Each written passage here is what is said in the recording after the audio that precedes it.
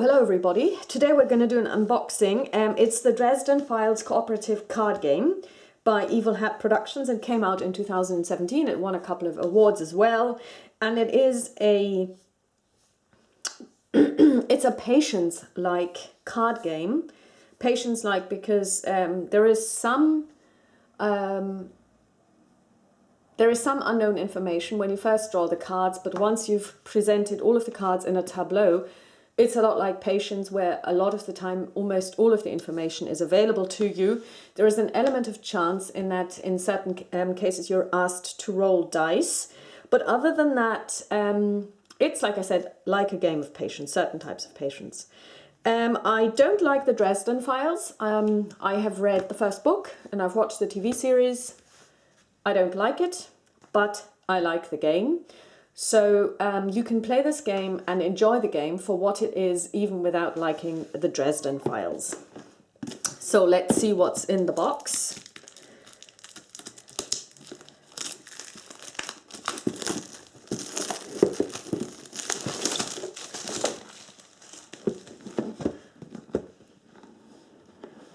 It's a sturdy box. You've got the Dresden Files cooperative card game rule set. It clocks in at 16 pages, including strategy tips. Also, there is a really good website where you can find all of this. Evil Hat Productions has a lot of online content. You can also get this game on Steam, including all of its DLC, so all of its expansions. I've got the basic version. It comes with a board, which is not required for play. You can use it and it looks awesome, I think, but you don't need it. So that's the back side of the board, and this is the front. And I'm just going to pull this down. So these are just spots where you can place tokens, but the real interesting part is up here. This is the tableau where you put the cards that you play against. And up here you can discard cards, solved cases, book discard, and showdown cards. Like I said, you can play without this. The only thing that you have to remember is that there are 6 cards to each row. You have 2 rows and you count the range from left to right. So 6 would be the furthest range, 1 would be the nearest range to you. And essentially, if you just want to place those cards on a table without the board, you can easily do so. The game comes with a couple of tokens. Here we've got the so-called Fate tokens, and this is based on the Fate RPG. So you have 2, 4, 6, 8, 10, 13 is the magic number. That's the highest number of Fate tokens you can have. And here you've got wound tokens that you can put on enemies, and you have got case solved tokens that you can put on cases. Excuse me. But you could just as easily use red coins or, I don't know, anything. These tokens are required for counting and they are essential, but you could also replace them with something else that you like. So what they look like doesn't really matter as long as you can tell them apart. The actual box is comes with these types of dice, which are also used, I believe, in the Fate RPG. So you've got 4 blue dice or purple, and 4 red dice or orange dice. They have 2 blank sides, which means nothing happens. 2 plus sides, which means it increments by 1, and plus and minuses, 2 minus sides, which means it increments by 1.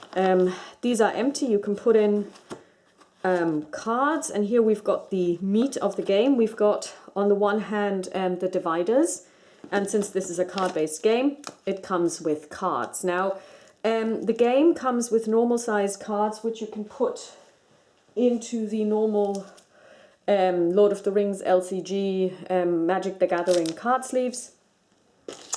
And let's see what the cards look like. So there are different types of cards in here.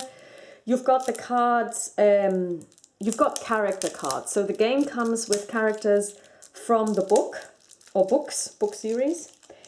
And each of these characters has their own set of, I believe, 10 cards, and you get to draw 6 at the beginning of the game, and there are mechanics that allow you to draw more.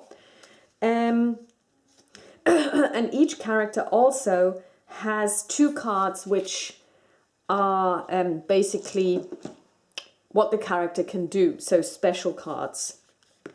So a talent, I believe, and I don't know what the other thing is called. So we've got here, in no particular order, Michael Carpenter, Suzanne Rodriguez. Full Moon is an adventure, as is Death Masks, as is Stormfront. Stormfront is apparently probably the book that I read, because I believe it's the first book in the series. I can't remember what it was about, I just remember being terribly annoyed. So, let's keep opening these. The quality is okay. It's better than the original Wrath of the Righteous Pathfinder adventure card game. But it's not as good as, you know, the let's say, Eldritch Horror cards with the slightly... with the cards that have kind of like a slight relief to them, so they're okay cards. They're good cards, not okay cards. Okay, so then we've got more characters. Billy and Georgia, apparently they are 2 wolves. Like I said, I don't know the series. Grave Peril would also be a story book that you're playing through or playing against, and Summer Night as well. So let's see what else we've got. Oops, yeah. That was pretty terrible, because my cat just decided to slide all over the place and just basically distributed all of the cards all over the floor. But that's what happens when you are called Chits and Cats. Yeah, so... And now the last deck, or last pack of cards, really. These contain something called side jobs, and I have no idea how these work, because I have watched a couple of playthroughs, and I've played the game online, which is apparently a faithful implementation, with the drawback that you can't see the tableau for the other players, because when you play solo, you play 3-handed, and it is quite important to know what the other players have in their hands. So side jobs, I don't know how they work. I've never played with them. Here we've got Harry Dresden, that's his deck, Karen Murphy, and Michael Carpenter. Now, each of these characters has 10 cards. So there are different types of cards. So there are attack cards, there are solve the case cards, there are take advantage cards, and there are overcome obstacle cards. And then each of them has 2 cards which represent their ability, so they're character based. So you've got the Holy Knight of the Cross, it's a talent, and then you have his stunt, which is a particular ability that you can only use once. And this is, as your turn, flip this card over to add 3 hits to any one legal foe that has no hits on it. Then move that card to the farthest range in its row. You can only use this once. Maybe there are mechanics that allow you to use it a couple of times.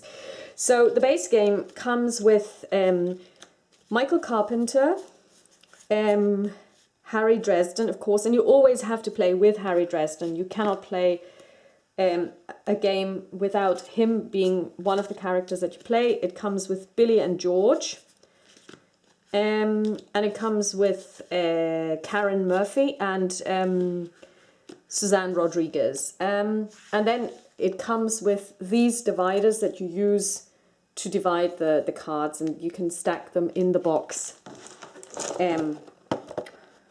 horizontally like this.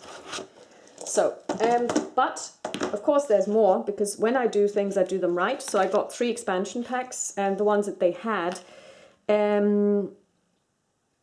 This is Warden's Attack, Expansion 3, Winter Schemes, Expansion 5, and Expansion 4, Dead Ends. I'm just going to open one of them, and that's going to be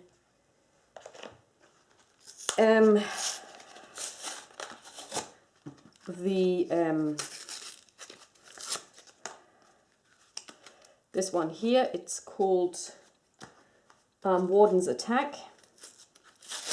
And when you look at this game, the pack contains the actual playing cards. So 2 stories and additional characters, I believe, in this case. Carlos Ramirez.